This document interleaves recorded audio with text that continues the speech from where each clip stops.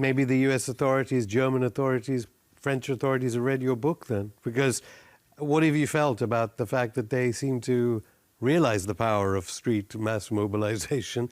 They're deporting students, they're arresting students. Even though these marches are, you know, they're large in the United States, but relatively small in Western Europe. Except in Britain. They've been very big in Britain. And that's because we've had an anti-war movement since the occupation of Afghanistan after 9/11, and we built it. Iraq War, it grew.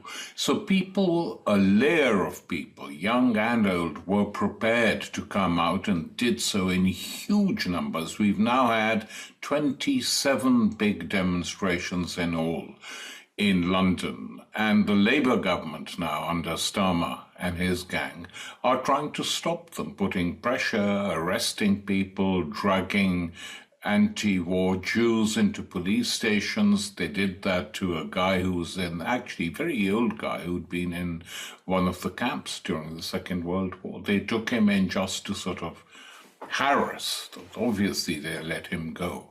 So this harassment is starting here. People's computers are being spied on. People coming from Arab backgrounds, students are being threatened.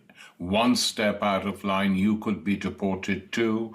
So the American way of doing things is now spreading to the United Kingdom. Of course, France and Germany have been a total disaster. In Germany, young Jews I've seen being beaten up for being on a pro-Palestinian march, leave alone the assaults on Palestinian students and other citizens. So it's a very strange situation we have now in Europe, where they don't seem to care about international law. The courts they set up themselves to try their enemies, they don't care if they're used against them, like against this rogue Netanyahu, who is wanted. His allies don't care a damn. Israeli war criminals go in and out of the United States, go in and out of European countries. No one touches them. And I'm stressing all this, Afshan, because ultimately this will have some impact.